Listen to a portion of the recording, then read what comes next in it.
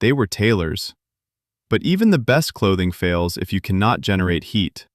And here is where the survival picture gets more interesting. Fire was not optional. It was the single, non-negotiable anchor of Ice Age life.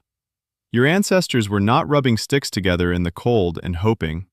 By the last glacial maximum, fire-making was a refined, practiced skill.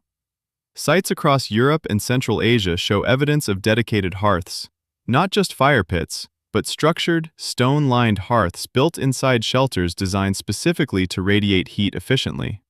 At Dolní Věstonice in the Czech Republic, excavations revealed a kiln, used to fire clay figurines, including the famous Venus of Dolní Věstonice.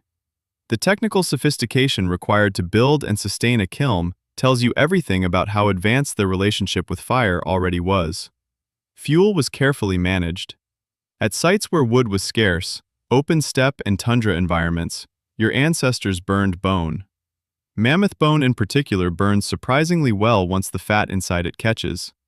Archaeological sites from Eastern Europe to Siberia show bone hearths used deliberately, systematically, as a fuel source where wood simply was not available. They studied the land.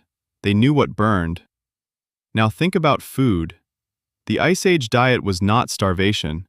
It was actually, by some measures, extraordinarily rich in protein and fat.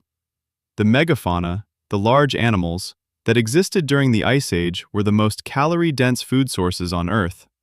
A single mammoth provided enough meat to feed a group of 25 people for weeks. The question was never whether the food existed. The question was whether you could get to it.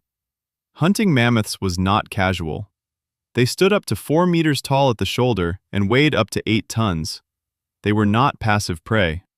Your ancestors hunted them anyway, in groups, using coordinated drives, landscape traps, and spears tipped with flint or bone. Sites like La Brea in North America and numerous kill sites in Siberia and Ukraine show the remains of dozens or even hundreds of animals taken at single locations over time.